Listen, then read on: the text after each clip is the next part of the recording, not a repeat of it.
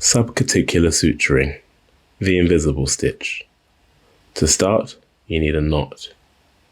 Pass the suture from deep to superficial and tie your standard knot.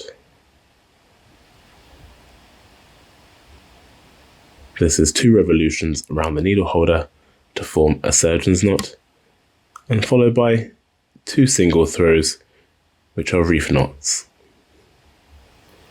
Cut the short suture flush above the knot. To avoid a gap at the start, I typically will run the first suture on the opposite side backwards towards the apex.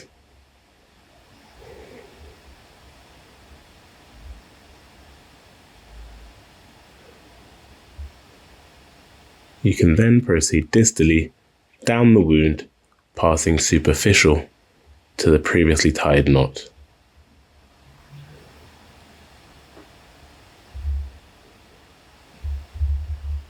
To ensure good approximation of epidermis to epidermis, dermis to dermis, run the suture horizontally as superficial as possible without letting the needle or suture come through the epidermal layer. The end point of one suture should roughly be the starting point on the opposite side.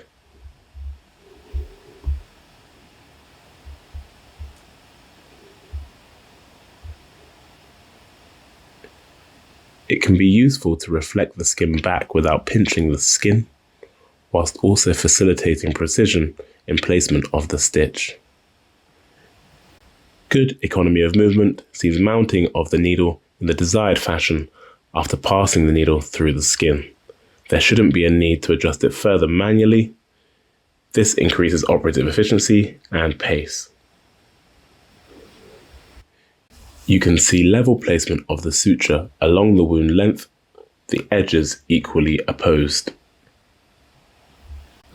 To learn how to finish this suture with an Aberdeen knot and bury it, tune into our next tutorial here on MedTutor by MedSync.